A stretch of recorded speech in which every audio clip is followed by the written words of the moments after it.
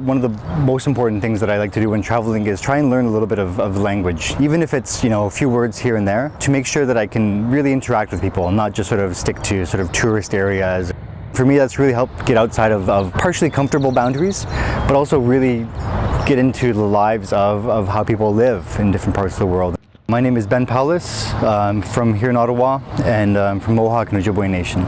In 2009, I was traveling through Peru. I was there for a conference. And at the end of my trip, we learned that there had been a violent incident in the Amazon. As I was actually in the airport supposed to leave and my flight was cancelled, that's when I got in contact with some of the organizations that were there and talked to them about if there was any way to help out or support them. I went down with a bunch of journalists and we discovered that over the course of a day, of over 30 people, including protesters, civilians, and police, had been killed. Basically, reaction to this kind of protest that had been going on for over a month. And when we talked to the villagers, we learned that people were protesting to protect the Amazon, and that there had recently been a free trade agreement negotiated with Canada and the US. And folks were really worried that mining companies, that oil companies were to come in and destroy the Amazon, poison the water. I was blown away by the courage that they showed in sort of standing up to government, police, military, and even the international community in sort of saying, no, we don't want this, what we would call development, and they would call sort of destruction. We actually went to interview a man who I think had been shot by the government forces. And he told us his whole story and he told us why he was out there. And then at the end he started crying a little bit and said nobody had ever come and asked him what he had gone through and what he had survived.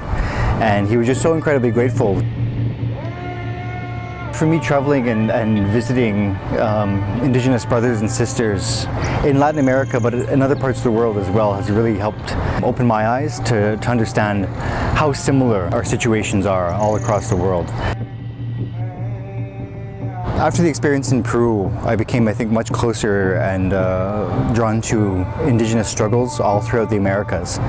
And particularly with recent events, we've seen a lot of reaction against migrants trying to seek better lives in places like the United States and Canada. Refugees are welcome here! Say it loud, say it clear! Refugees are welcome here! I think obviously there's a lot of courage in confronting governments and pushing them to make better decisions, but I do think that we're kidding ourselves if we think that there's anywhere near the amount of courage of families risking their entire lives crossing deserts, not knowing what's waiting them on the other end, solo for the hope of a better future. And I think that that's something that we really have to respect.